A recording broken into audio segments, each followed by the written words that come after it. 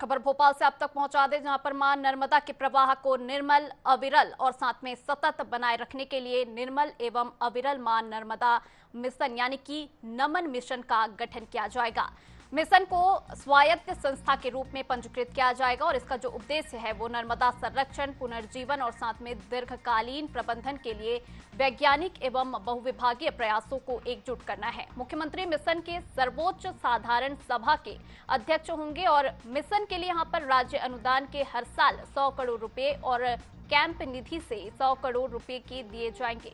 तकनीकी दक्षता के लिए प्रोजेक्ट मैनेजमेंट यूनिट एआई और साथ में जीआईएस, रिमोट सेंसिंग और डेटा एनालिटिक्स जैसी आधुनिक तकनीकों का यहां पर इस्तेमाल किया जाएगा।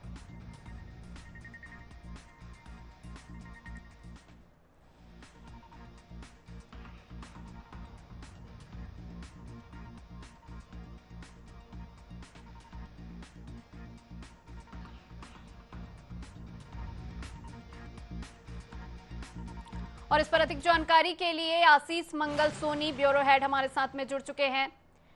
नर्मदा को स्वच्छ रखने के लिए नमन मिशन का यहां पर गठन किया जाएगा, क्या कुछ जानकारी है इस पर? देखिए, मध्य प्रदेश की जीवन रेखा है नर्मदा। 1312 किलोमीटर की लंबाई है, ये सफर तय करती है नर्मदा, और दुनिया की एकमात्र ऐसी नदी है जिसकी परिक्रमा की जाती है। अमरकंटक से लेकर खंभात की खाड़ी तक 1312 किलोमीटर की इसकी ये सफर तय करती है, जिसमें 1077 किलोमीटर का सफर केवल मध्य प्रदेश में तय करती है। तो इस लिहाज से मां नर्मदा अविरल नर्मदा मिशन की शुरुआत मध्य प्रदेश सरकार करने जा रही है और इसके लिए 100 करोड़ रुपए की राशि राज्य अनुदान से हर साल दी जाएगी। मैं आपको बता दूं कि मध्य प्रदेश के 16 जिलों से होकर नर्मदा गुजरती है। नर्मदा मध्य प्रदेश के बाद महाराष्ट्र, फिर गुजरात में जाकर खंभात की खाड़ी में मिल जाती है।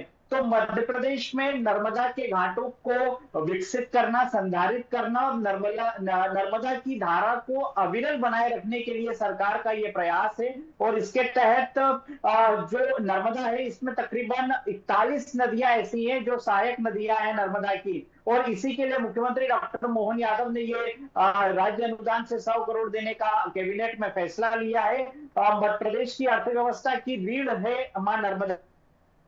संरक्षण, पुनर्जीवन के लिए ये तमाम प्रयास किए जा रहे हैं। 33% आबादी नर्मदा के किनारे रहती है, जो प्रत्यक्ष और अप्रत्यक्ष रूप से सीधे नर्मदा से जुड़े हैं। इस मिशन के लिए एकीकृत वैज्ञानिक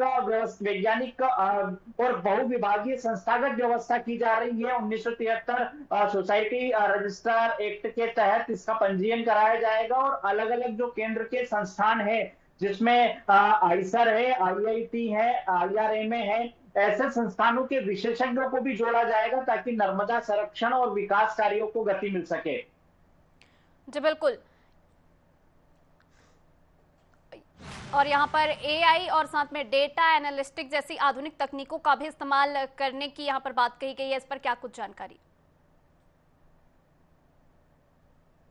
है कि आर्टिफिशियल इंटेलिजेंस और data analytics, GIS, remote sensing, decision support system और जलवायु परिवर्तन मॉडलिंग जैसे आधुनिक प्रणालियों का भी उपयोग किया जाएगा। इसका सीधा सा मतलब है कि नर्मदा के किनारे घाटों का उन्नयन और इसके साथ ही रिमोट सेंसिंग से ये पता लगाया जाएगा कि नर्मदा के किनारे को कहीं पर किसी भी नगरीय निकाय में दूषित नहीं होने दिया जाए, पर्यावरण संरक्षण का पूरा ध्यान रखा जाए। और खास तौर पर मध्य प्रदेश ने धार्मिक नर्मदा के किनारे वाले जो जगह है वहां को धार्मिक नगरी घोषित करते हुए पहले ही वहां पर आबकारी नियम के तहत मदिरा विक्रय पर प्रतिबंध लगा दिया है, नर्मदा किनारे से 6 किलोमीटर तक। तो ऐसे में सरकार चाहती है कि नर्मदा के समग्र विकास के लिए ये जो मिशन तैयार किया गया है, इस मिशन में सभी वैज्ञानिक प्रणालियों का उपयोग करें और नर्मदा की धारा को अविरल बनाए रखें। जी बिल्कुल आशीष, तो नर्मदा को यहाँ पर पुनर्जीवन देने के लिए एक बहुत ही अच्छी पहल मध्य प्रदेश सरकार द्वारा किया जा रहा है और इन तमाम जानकारियों के लिए आपका बहुत बहुत शुक्रिया।